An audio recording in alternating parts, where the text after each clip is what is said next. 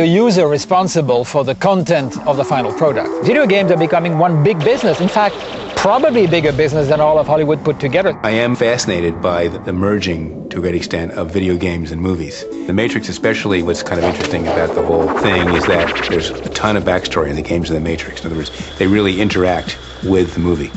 I think that the professional cinema critics are going to poo-poo it for the longest time, the way they poo-pooed popular culture in academic circles for the longest time. Nevertheless, I think the video games may be one very large part of the future of editing.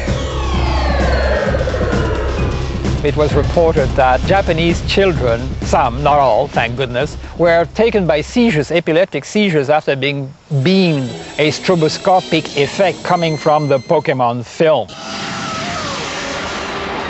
That marked a quantum leap in terms of how fast you can cut a movie or anything visual and how the audience kind of has to catch up.